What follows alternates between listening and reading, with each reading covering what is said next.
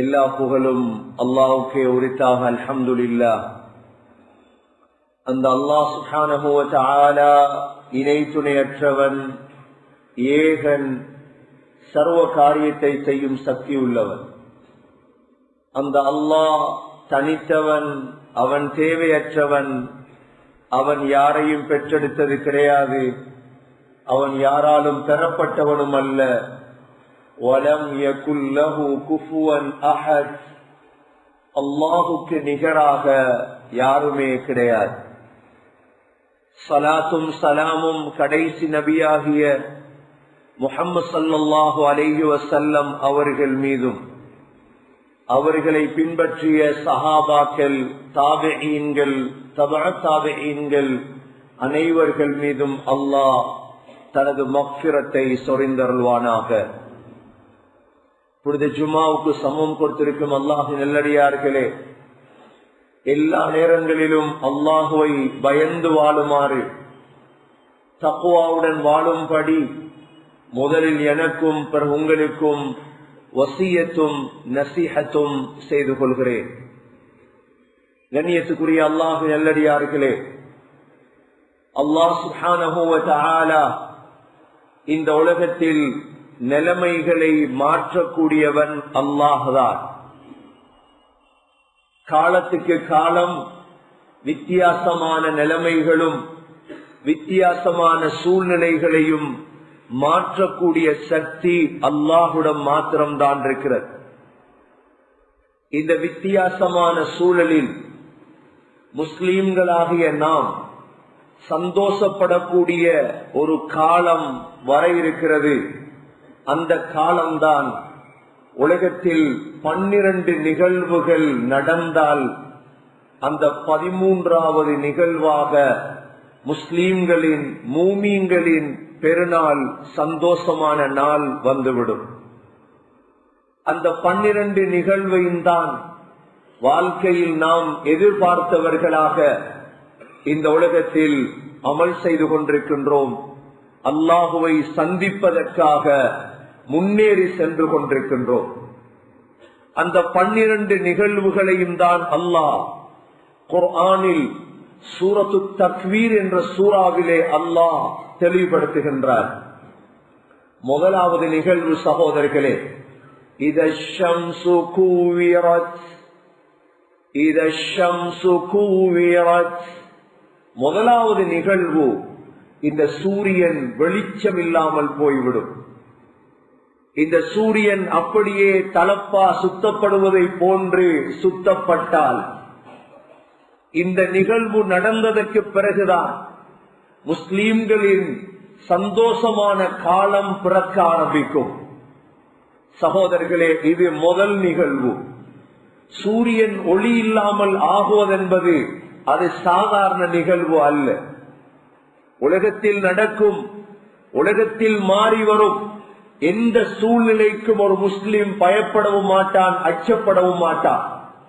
ஏனென்றால் இந்த சூரிய ஒளி இல்லாமல் போகும் நிகழ்வை ஒரு முஸ்லிம் எதிர்பார்த்து வாழ்கின்றார். இது ஒரு நாள் நடக்கத்தான் வேண்டும். முதலாவது, இதஷம்சு கூவிரத், இந்த சூரியன் வெளிச்சம் இல்லாமல் போய்விடும். அப்படியே சூரியன் சுத்தப்பட்டு விட்டால் இது முதலாவது. இரண்டாவது, وَإِذَا النُّجُومُ انكَدَرَتْ, وَإِذَا النُّجُومُ انكَدَرَتْ. அனைத்து நட்சத்திரங்களும் அப்படியே கீழே விழ ஆரம்பித்து விட்டால், ஒரு நட்சத்திரமும் வானத்திலே மீதமாக இருக்காது. எத்தனை லட்சம், எத்தனை கோடி நட்சத்திரங்கள் இருக்கிறதோ அனைத்தும் உதிர ஆரம்பித்து விடும், விழ ஆரம்பித்து விடும். இது சகோதரர்களே பாரிய நிகழ்வு. இது وَإِذَا النُّجُومُ انكَدَرَتْ. மூன்றாவது நிகழ்வு, وَإِذَا الْجِبَالُ سُيِّرَتْ, وَإِذَا الْجِبَالُ سُيِّرَتْ. உலகத்தில் இருக்கும் அனைத்து மலைகளும் அப்படியே தூசியை போன்று மாற்றப்பட்டால் ஒரு மலையும் உலகத்தில் மீதமாக இருக்காது. முழு மலைகளும் சுய்யிரத் தூசியை போன்று மாற்றப்பட்டால்,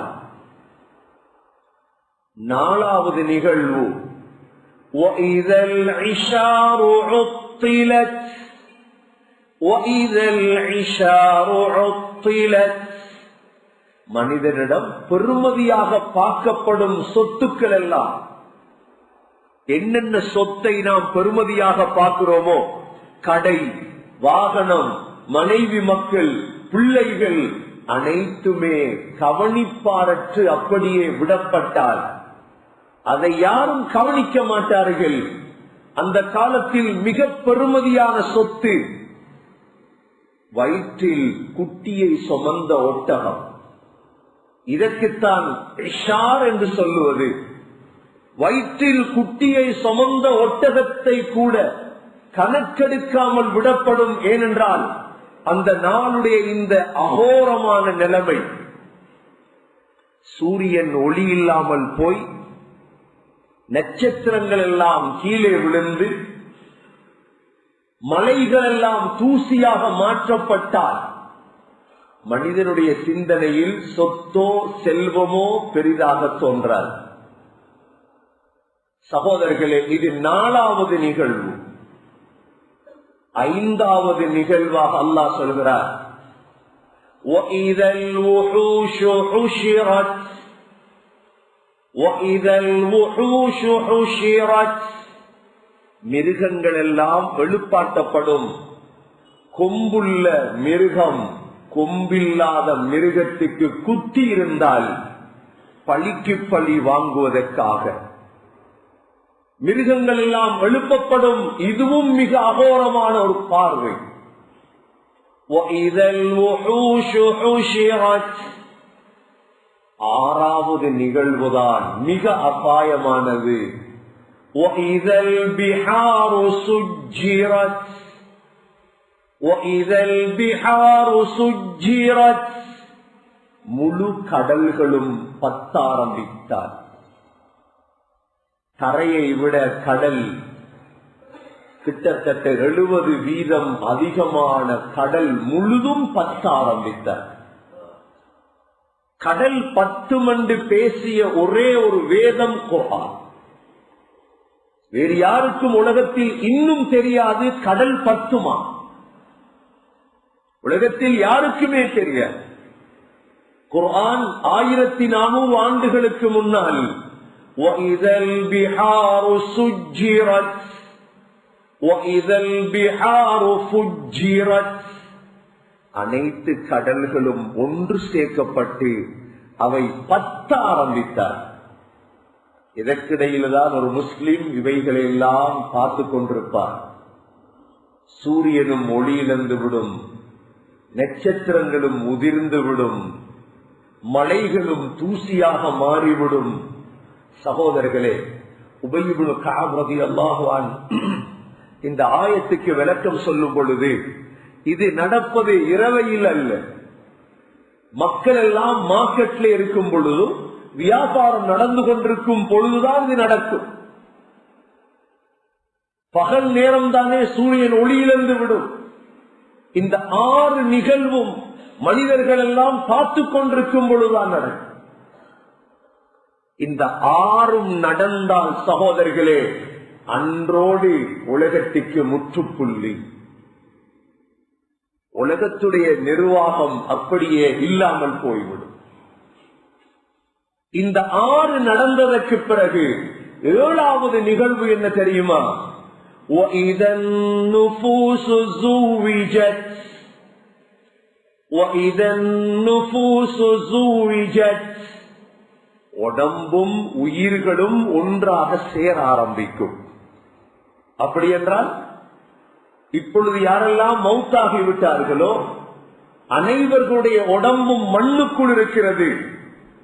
அவர்களுடைய உயிர்கள் எல்லாம் ஒன்று இல்லீன் அல்லது சிஜ்ஜீன் என்ற அல்லாஹுடைய இடத்தில் இருக்கிறது. இந்த 6ம் நடந்தால் 7வது நிகழ்வு وَإِذَا النُّفُوسُ زُوِّجَتْ உலகத்தில் இருந்த அனைவர்களுக்கும் அல்லாஹ் உடம்புகளுக்கும் உயிரை கொடுத்து விடுவார். இவ்வாறு இணைக்கப்பட்டால்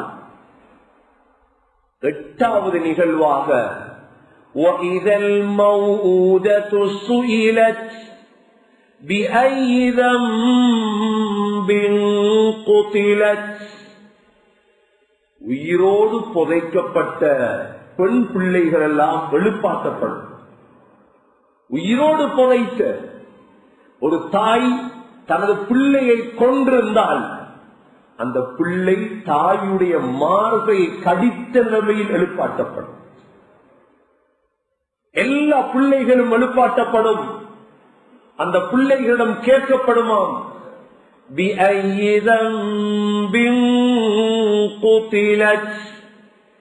மகளே, என்ன குற்றத்திற்காக நீ கொலை செய்யப்பட்டாய்?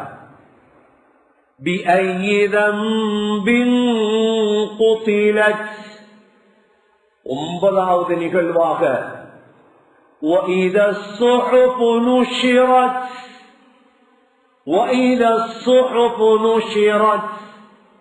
எல்லோருடைய ஏடுகளும் விரிக்கப்பட்டால் 70 வருடம் 80 வருடம் 90 வருடம் உலகத்தில் வாழ்ந்தோமே, இந்த வாழ்க்கையின் ஏடுகள் எல்லாம் முன்னால் விரிக்கப்படும்.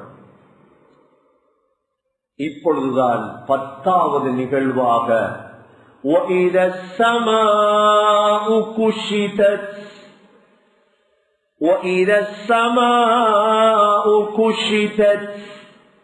வானம் அப்படியே கலட்டப்பட்டால் ஆட்டுடைய தோலை உரிப்பதை போல வானம் அதோடு கலட்டப்பட்டுவிடும். 11வது நிகழ்வுதான். உடனே அல்லாஹ் நரகத்தை மூட்டும்படி உத்தரவிடப்படும். நரகம் மூட்டப்படும். நரகம் எரிப்பதற்காக மூட்டப்படும். 12வது நிகழ்வாக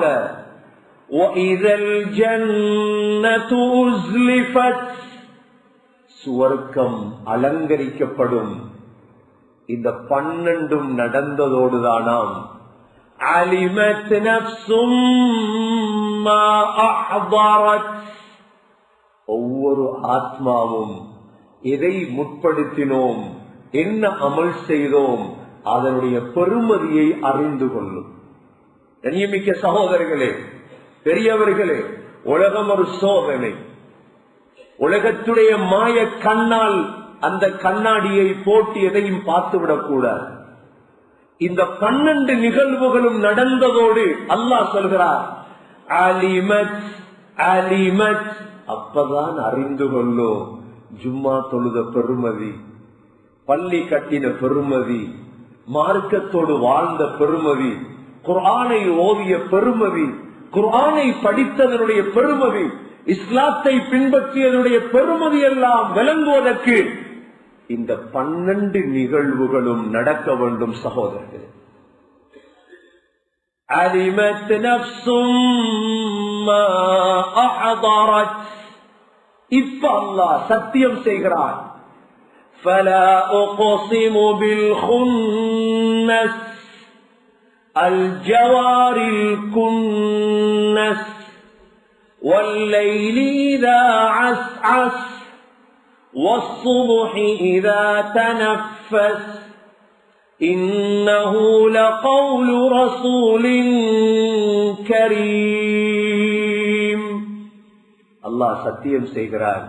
மனிதர்களே, இந்த நட்சத்திரத்தின் மீது சத்தியமாக, நட்சத்திரம் இருக்கிறது, சில நட்சத்திரம் மறைந்திருக்கிறது, பகலுடைய சூரிய வெளிச்சத்துக்கும் விளங்க.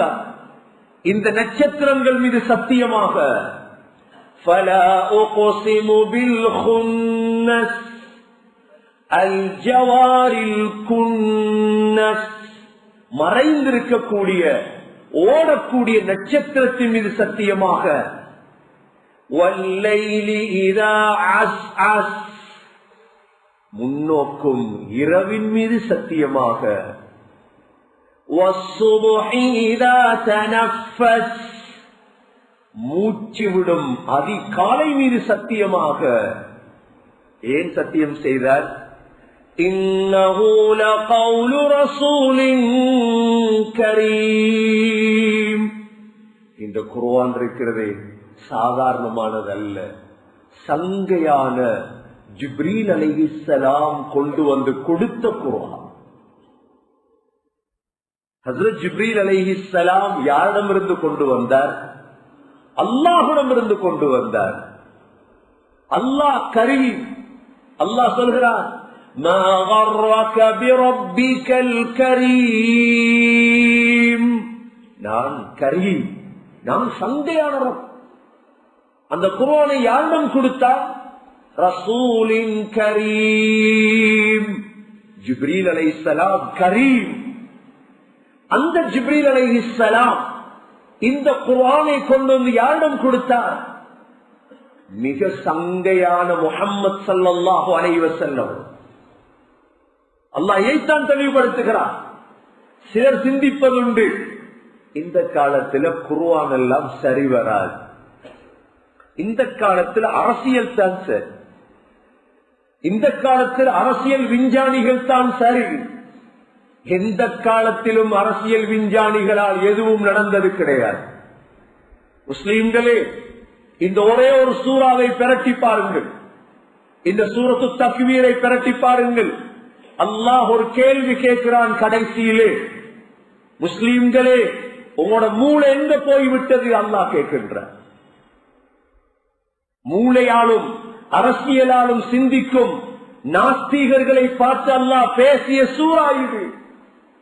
குர்ஆனால் என்ன செய்யலாம்? குர்ஆனுடையவர்களால் என்ன செய்யலாம்? அனைத்தையும் செய்யலாம் சகோதரர்களே, அனைத்தையும் செய்யலாம். அதற்குத்தான் அல்லாஹ் சொல்லிக் கொண்டு வருகிறார், இன்னஹு லகௌலு ரசூலின் கரீம் ذي قوة عند ذي العرش مكين. இந்த குர்ஆன் கொடுக்கப்பட்ட ஜிப்ரீல் இருக்கிறாரே அலைஹிஸ்ஸலாம் மிக பலமானவர், சாதாரணமானவர் அல்ல. ذي قوة, ذي قوة, மிக பலமானவர். அல்லாஹ் இந்த குர்ஆனை சாதாரணமான ஒரு மலக்கிடம் கொடுக்கவில்லை, மலக்குகளின் தலைவர் ஜிப்ரீல் அலைஹிஸ்ஸலாமுடைய கையில் கொடுத்தார். எவ்வளவு பலமானவர் உங்களுக்கு தெரியும். லூத் அலைஹிஸ்ஸலாத்துடைய கூட்டத்தை அல்லாஹ் அழிக்கும்படி அனுப்பினார். சத்தூம் என்ற நகரத்திலே, ஜோர்டானிலே ஹஸரத் ஜிப்ரீல் அலைஹிஸ்ஸலாம் தனது இறக்கையின் ஒரு ஓரத்தால் அந்த ஊரை தூக்கினார்கள். எதுவரை தூக்கினார்கள்? வானத்துடைய முகடு வரை தூக்கினார். அந்த ஊரில் நாய் குறைத்த சத்தத்தையும் சேவல் கூவிய சத்தங்களையும் மலக்குகள் கேட்டார். அந்த உயரத்துக்கு தூக்கி அந்த ஊரை மற்ற பக்கம் திரட்டினார். சாதாரணமானவர்கள் குர்ஆனுடைய பலத்தை விளங்கவர்.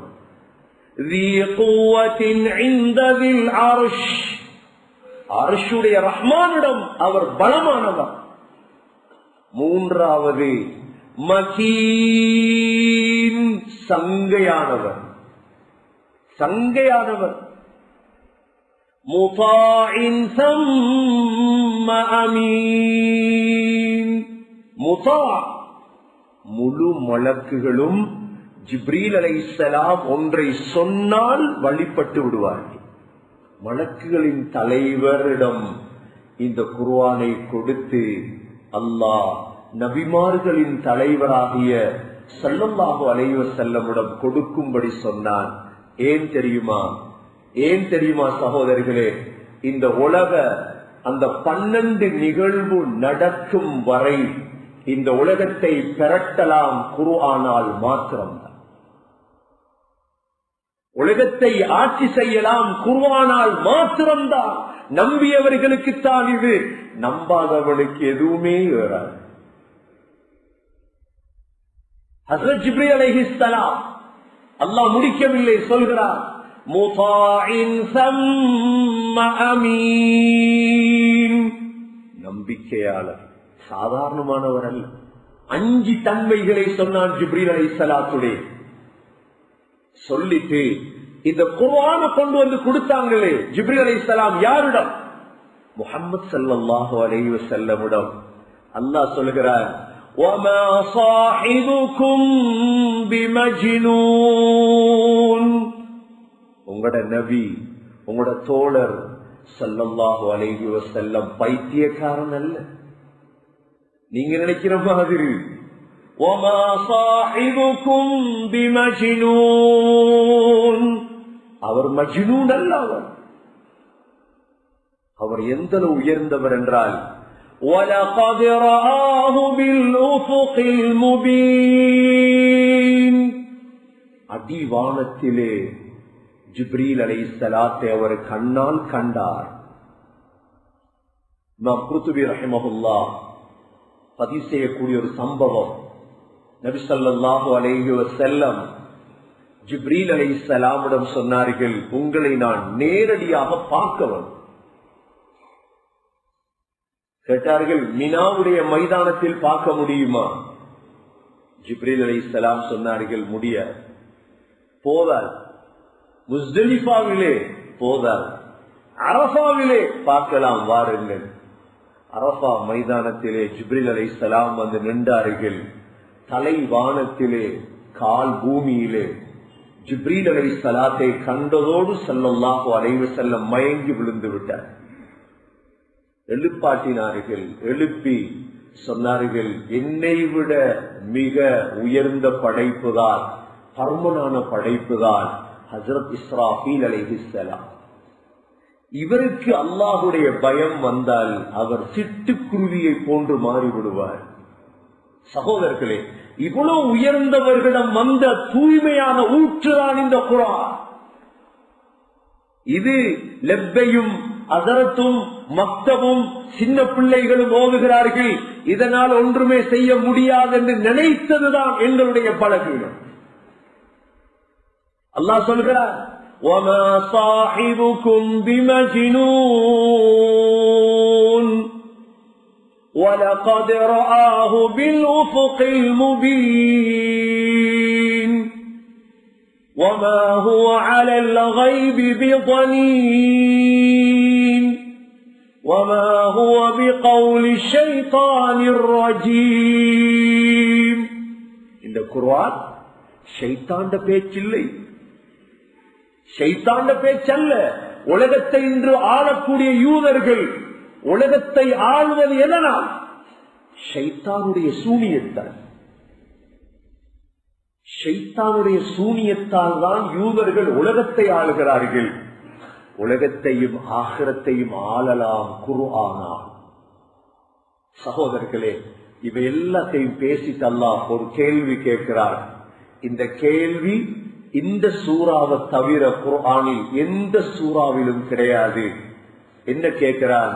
فَأَيْنَ تَذْهَبُونَ فَأَيْنَ تَذْهَبُونَ. முஸ்லிம்களே, இந்த குர்ஆனை விட்டுட்டு நீங்க எங்க போறீங்க? உங்களோட மூளைகள் எங்க போயிட்டு? فَأَيْنَ تَذْهَبُونَ إِنْ هُوَ إِلَّا ذِكْرٌ لِلْعَالَمِينَ. இந்த குர்ஆன் ஸ்ரீலங்காவுக்கோ கொழும்புக்கு மாத்திரமோ உபதேசம் அல்ல, இது முழு அகிலத்துக்கும் உபதேசம். கண்ணியமிக்க சகோதரர்களே, ஸல்லல்லாஹு அலைஹி வஸல்லம் தான் வாழும் வரை இந்த குர்ஆனுடையவர்களால் தான் இந்த உலகத்தை கொண்டு சென்றார்கள். ஸல்லல்லாஹு அலைஹி வஸல்லம் உருவாக்கிய 2 பேர், மிக முக்கிய 2 பேர். ஒன்று அபூபக்கர் சித்தீக் ரலியல்லாஹு அன்ஹு. அபூபக்கர் சித்தீக் ரலியல்லாஹு அன்ஹு மக்காவில் இருக்கும் பொழுதே வீட்டு முற்றத்திலே ஒரு பள்ளி கட்டி வைத்திருந்தார்கள். சத்தமிட்டு ஓதுவார்கள். எப்படி ஓதுவார்கள் என்றால், இமாம் புகார் ரஹிமஹுல்லாஹ் பதிவு செய்கிறார்கள், பக்கா அழுது அழுது குர்ஆனை ஓதுவார்கள். முழு முஷ்ரிக்குகளும் பயப்படுவார்கள். என்ன அபூபக்கர் ஓதுகிறார்? சகோதரர்களே, அபூபக்கர் ரலியல்லாஹுடைய சக்கராத்திலே, அபூபக்கர் ரலியல்லாஹுடைய சக்கராத்திலே உமர் ரலியல்லாஹு அன்ஹு அவர்களை அழைத்தார். ஏன் உமரை அழைத்தார் தெரியுமா? உமர் ரலியல்லாஹுடைய தோற்றத்தை பற்றி பாருங்கள். உமருடைய தலை மொட்டை, உமருடைய தாடி 2 பக்கமும் இல்லை, தாடி நீண்ட தாடி, உமர் ரலியல்லாஹுடைய தாடி, மிக கம்பீரமான உடம்பு.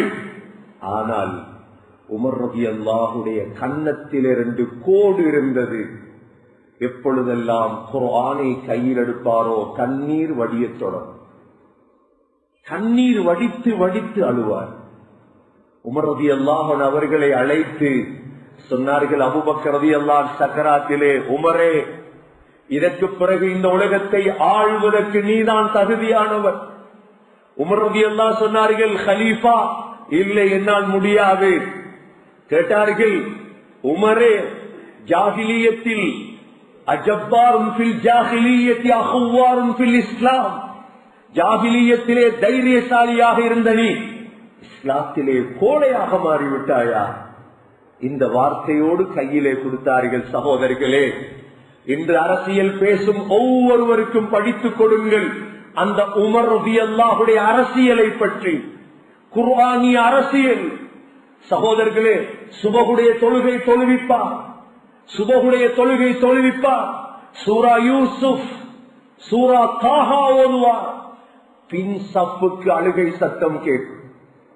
அழுது அழுது சில நேரம் சூரா யூசுஃபுடைய யா அல்லாஹ் இன்னமா அஷ்கு பத்தி வ ஹுஸ்னி இலல்லாஹ், என்னுடைய கவலையை சஞ்சலத்தை உன்னிடமே முறையிடுகிறேன் என்ற ஆயத்து வரும். தேம்பி தேம்பி அழுவார். இவர் செய்த ஆட்சியை போன்று, அரசியலை போன்று இதற்கு பிறகு உலகத்தில் யாரும் செய்ய முடியாது. ஏன்? இவர் குர்ஆனுடையவர். என்று கேட்கிறார்கள், குர்ஆன் தெரிஞ்சா போதுமா பார்லிமெண்ட் போறதுக்கு? குர்ஆன் தெரிஞ்சால் போதும். குர்ஆனுடையவர்கள் தேவை, அவர்கள்தான் சமூக நலவாதிகள். சகோதரர்களே, வித்தியாசமாக சிந்தியுங்கள். உமர் ரலியல்லாஹு அன்ஹு ஆட்சியை எடுத்ததிலிருந்து 10 வருடம் அரசியல் செய்தார், கிலாஃபத் செய்தார். உமருடைய வாழ்க்கையை பரட்டுங்கள். உமர் ரலியல்லாஹு அபூபக்கர் ரலியல்லாஹுடைய மௌத்தின் பொழுது மக்காவும் மதீனாவும் தான் அபூபக்கர் ரலியல்லாஹுடைய கையில் இருந்தது. உமர் ரலியல்லாஹு அன்ஹு குர்ஆனுடையவர்களை உருவாக்கினார். அதில் முக்கியமானவர் முஆத் பின் ஜபல் ரலியல்லாஹு அன்ஹு, அதில் முக்கியமானவர் சாலிம் மௌலா அபி ஹுதைஃபா, அதில் முக்கியமானவர் அபு மூஸா அஷ்அரி ரலியல்லாஹு அன்ஹு, அதில் முக்கியமானவர் அப்துல்லா பின் மஸ்ஊத் ரலியல்லாஹு அன்ஹு. இரவெல்லாம் குர்ஆன் ஓதக்கூடியவர்கள். சகோதரர்களே, இவர்களைத்தான் அந்த காலத்தின் நீதிபதிகளாக, அந்த காலத்தின் அரசியல் ஞானிகளாக மாற்றினார் ஹஜ்ரத் உமர் ரலியல்லாஹு அன்ஹு. சகோதரர்களே, ஹஜ்ரத் உமர் ரலியல்லாஹு அன்ஹு அந்த காலத்திலே உமர் ரலியல்லாஹுடைய வலது பக்கம் இடது பக்கம் கண்டங்கள் இருந்தது. ஓலை குடிசையில் ஓட்ட போட்ட ஜுப்பாவோடு மதீனாவுக்கு இருந்து கொண்டு மதாயினுடைய பாரிசுடைய ஆட்சியை பிடிப்பதென்றால் சாதாரணமான விடயம் அல்ல. சகோதரர்கள், வரலாற்றை கொஞ்சம் முஸ்லிம்கள் படிக்க வேண்டும். உமர் ரலியல்லாஹு அன்ஹு துஆவிலே ஈடுபடுவார். துஆவுடையவர் உமர் ரலியல்லாஹு அன்ஹு. இந்த ஸ்ரீலங்காவை யாராவது ஆளட்டும், ஆனால் அவர்களின் சாவி எங்களுடைய கையில் இருக்கிறது என்பதை மறந்துவிடக் கூடாது. இந்த உலகத்தை யாராவது ஆளட்டும், ஆண்டவர்கள் எல்லாம் எங்களுக்கு நன்மையும் செய்தார்கள், துரோகமும் செய்தார்கள். அனைவர்களுடைய மூக்க நாம் கயிறு எங்களுடைய கையில் இருக்கிறது, எங்களுடைய குர்ஆனுக்குள் இருக்கிறது, எங்களுடைய துஆவுக்குள் இருக்கிறது என்பதை மறந்துவிடக் கூடாது. கண்ணியமிக்க சகோதரர்களே, உமர் ரலியல்லாஹு அன்ஹு காலித் பின் வலீதை ரலியல்லாஹு அன்ஹு பாரிஸிலே இருந்தார். பாரிஸ் என்பது சாதாரணமாக கொழும்பு சென்ட்ரல போலையோ ஸ்ரீலங்காட சைஸோ அல்ல. பாரிஸ் கிஸ்ராவுடைய ஆட்சி கடைசி முடிவு நகாவந்திலே. அதனுடைய கேபிட்டல் சிட்டி தான் மதாயின். மதாயின் கேபிட்டல் சிட்டி. சகோதரர்களே, உமர் ரலியல்லாஹு அன்ஹு இதற்கு தேர்ந்தெடுத்த ஒரு ஆள் தான் ஹஜ்ரத் சஅத் இப்னு அபி வக்காஸ் ரலியல்லாஹு அன்ஹு. சஅத் இப்னு அபி வக்காஸ் ரலியல்லாஹு ஏன் தேர்ந்தெடுத்தார் தெரியுமா? குர்ஆனுடையவர். சஅத் இப்னு அபி வக்காஸ் அரசியல் ஞானியோ அரசியல் விஞ்ஞானியோ அல்ல. சாது நபி வக்காஸ் காதிசியாவிலே நின்று கொண்டு சொன்னார், சஹாபாக்களே 4 தக்பீர் தான் சொல்லுவேன். அந்த அல்லாஹு அக்பர் என்ற 4 தக்பீரோடு இந்த ஈராக் எங்களது கைக்கு வர வேண்டும். வரலாற்றை படியுங்கள் சகோதரர். நம்முடைய பலம் என்னவென்று தெரியும். உயரமான இடத்திலே நின்று கொண்டு சாது பின் அபி வக்காஸ் முதல் தக்பீர் சொன்னார், அல்லாஹு அக்பர். இரண்டாம் தக்பீர் சொல்லுவதற்கு நாள் எடுத்தது. ஒரேடியாக தக்பீர் சொல்லவில்லை. 4வது தக்பீரை 3வது நாள் தான் சொன்னார். 4வது தக்பீரை 3வது நாள் தான் சொன்னார். சகோதரர்களே, முழு ஹுர்முசான், முழு நஹாவன், முழு பாரிஸ் சாது நபி வக்காசுடைய கை. காதிசியாவை வெற்றி கொண்டு விட்டு அதே முஸ்லிம்கள் மதாயினுக்குள் நுழைந்தார்கள். சாது நபி வக்காஸ் ரலியல்லாஹு அன்ஹு கிஸ்ராவுடைய கிரீடம், 1,00,000 தீனார் பெறுமதியான கிரீடம், கிஸ்ராவுடைய கையில் இருந்த காப்பு அனைத்தையும் அனுப்பி வைத்தார்கள் உமர் ரலியல்லாஹு அன்ஹு அவர்களுக்கு. உமர் ரலியல்லாஹு என்ன செய்தார்கள் தெரியுமா? ஒரு காட்டரபியை அழைத்தார்கள். சுராக்கா பின் மாலிக் ரலியல்லாஹு அன்ஹு அழைத்து அந்த காப்பையும் கிரீடத்தையும் தலையில் அணிவித்து கொஞ்சம் நட என்றார்கள். சொன்னார்கள், கிஸ்ராவுடைய கிரீடம் இந்த காட்டரபியுடைய தலையிலே இருக்கிறது. உமர் ரலியல்லாஹு அன்ஹு அப்படிப்பட்ட ஒரு ஞானி சகோதரர்களே, குர்ஆனுடையவர். நபி அவர்கள் சொன்னார்கள், உமரே, இரவு நான் சொர்க்கம் சென்றிருந்தேன். சொர்க்கத்தில் ஒரு மாளிகை உமரே, என்னுடைய மாளிகையாக இருக்கும் என நினைத்து காலை வைத்தேன் உமரே. சொல்லப்பட்டது உமருடைய சொர்க்கம் என்று. நான் காலையை வெளியே எடுத்து விட்டேன். கீழிருந்த உமர் ரலியல்லாஹு அன்ஹு சொன்னார்கள், யா ரசூலல்லாஹ், அதை பார்த்துட்டு வர இருந்தது. இவ்வளவு உயர்ந்தவரை உருவாக்கினார்கள் ஸல்லல்லாஹு அலைஹி வஸல்லம். சகோதரர்களே, இந்த காலத்தில் தான் உமர் ரலியல்லாஹு அன்ஹு அவர்களுக்கு பலஸ்தீன் யர்மூக் வெற்றி கொள்ளப்பட்டது. பலஸ்தீனிலே எந்த நீதமானவர் கிறிஸ்தவர்களின் ஆலயத்துக்குள் கிறிஸ்தவ பாதிரி உமர் ரலியல்லாஹு அன்ஹு அவர்களை அழைத்து சென்றார். உமரை பார்த்ததோடு சொன்னார், நீங்கள் இதற்குள் கொஞ்சம் தொழுங்கள். உமர் ரலியல்லாஹு அன்ஹு என்ன சொன்னார்கள் தெரியுமா? நான் தொழுதால் பின்னால் முஸ்லீம்கள் வந்து உங்களுடைய சேஜுக்குள் பள்ளியை கட்டி விடுவார்கள். அதனால் வெளியே வந்து தனது சால்வையை தலப்பாவை கீழே போட்டு தொழுதார். இந்த நீதமானவர் உமர் ரலியல்லாஹு அன்ஹு. சகோதரர்களே, மிஸ்ர் வெற்றி கொள்ளப்பட்டது. மிஸ்ருக்கு இஸ்லாத்தை சொன்ன அரசர், பலஸ்தீனுக்கு இஸ்லாத்தை சொன்ன அரசர், ஈராக்குக்கு இஸ்லாத்தை சொன்ன அரசர் மிஸ்ரிலே எந்த நீதமாக நடந்தார். மிஸ்ருக்கு தலைவரை வைத்திருந்தார் அம்ர் இப்னு ஆஸ் ரலியல்லாஹு அன்ஹு. அம்ர் இப்னு ஆஸ் ரலியல்லாஹு அன்ஹுடைய மகன் ஒரு தாழ்ந்த ஒரு அரபிக்கு அடித்து விட்டார். உடனே அவர் மதீனாவுக்கு வந்து உமர் ரலியல்லாஹுவிடம் முறையிட்டார். உமர் ரலியல்லாஹு அன்ஹு கடிதம் எழுதினார்கள், அம்ர் இப்னு ஆஸ், உடனே மகனை கூட்டிக் கொண்டு மதீனாவுக்கு வா. உடனே வந்தார்கள். உமர் ரலியல்லாஹு அன்ஹு சாட்டையை அவனிடம் கொடுத்து சொன்னார்கள், அடி அம்ர் இப்னு ஆஸுடைய மகனுக்கு. அடித்தார். கேட்டார்கள், அம்ர், ஏன் மக்களை எல்லாம் அடிமையாக ஆக்கினீர்கள்? அந்த அளவு நீதமான ஆட்சியை உலகத்தில் செய்த ஒரே ஒரு கலீஃபா குர்ஆனுடையவர் உமர் பின் கத்தாப் ரலியல்லாஹு அன்ஹு. மிஸ்ர் வேணுமா, பலஸ்தீன் வேணுமா, ஈராக் வேணுமா, லிபியா வேணுமா, ஜஸாயிர் வேணுமா, தூனிஸ் வேணுமா, இன்று எத்தனை ஆட்சியாக பிரிந்திருக்கிறது, அனைத்தையும் ஆண்டு கடைசியாக ஹுர்முசான் என்ற அந்த காலத்தின் பெரும் தலைவன் கைது செய்யப்பட்டார். அபு முஸல் அஷாரி ஹுர்முசானை கையில் பிடித்துக் கொண்டு மதீனாவுக்கு கொண்டு வந்தார். ஹுர்முசானிடம் கேட்டார் உமர் ரலியல்லாஹு அன்ஹு, ஹுர்முசான், இப்போது எத்தனை நாடு உலகத்தில் மீதமாக இருக்கிறது? ஹுர்முசான் சொன்னார், 3 நாடுதான் இருக்கிறது கலீஃபா. என்ன செய்வது?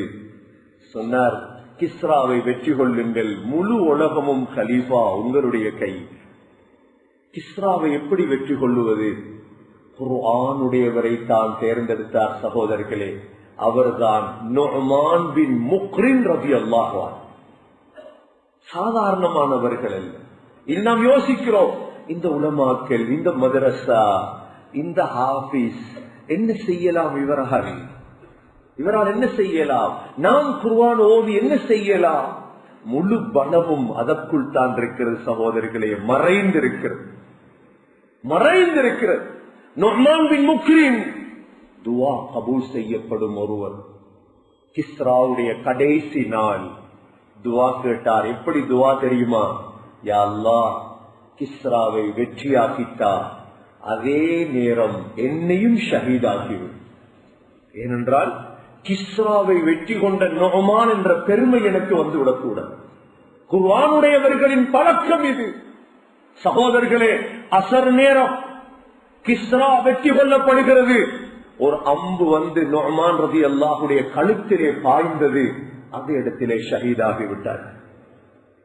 கிஸ்ராவுடைய முழு சொத்துகளும் உமர் ரலியல்லாஹுடைய மஜ்லிஸுக்கு வந்த பொழுது உமர் ரலியல்லாஹு ஏறெடுத்தும் பார்க்காமல் கேட்டார்கள், நோமான் எங்கே? கேட்ட கேள்வி இதுதான், நோமான் எங்கே? சொன்னார்கள், அவர் ஷஹீதாகிவிட்டார். தேம்பி அழுதார். ஏனென்றால் இவரை போல உள்ளவர்கள் தான் உலகத்தில் தேவை.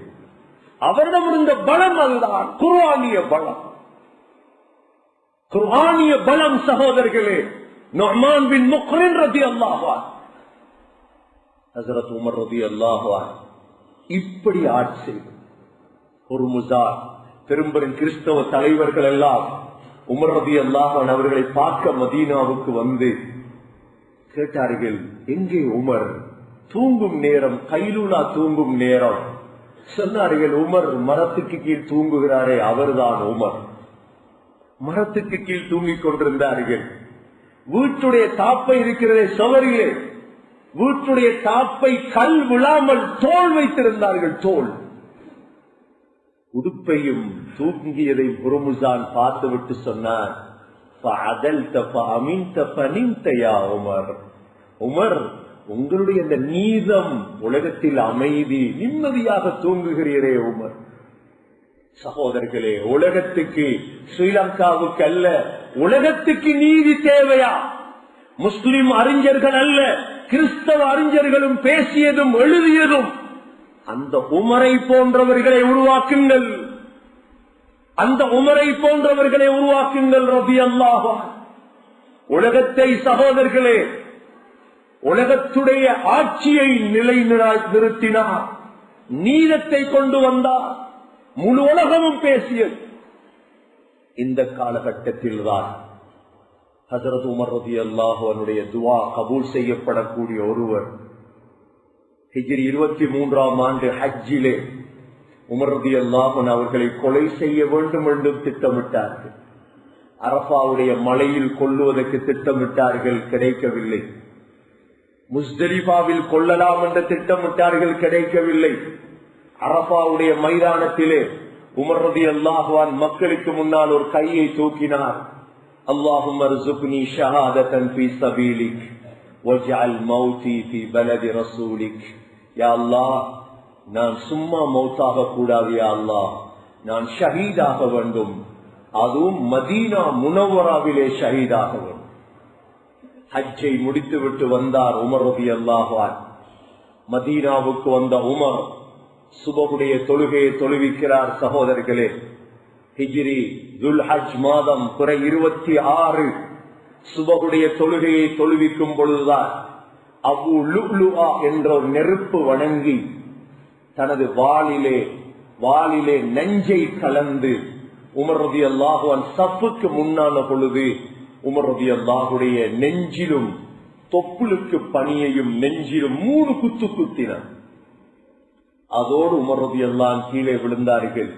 13 சஹாபாக்களை, முன்சப்பில் இருந்தவர்களை அவன் குத்தினார். உடனே சஹாபாக்கள் அப்பொழுது இருந்த ஒரு உடுப்பால் அவனை போர்த்தி பிடித்தார்கள்.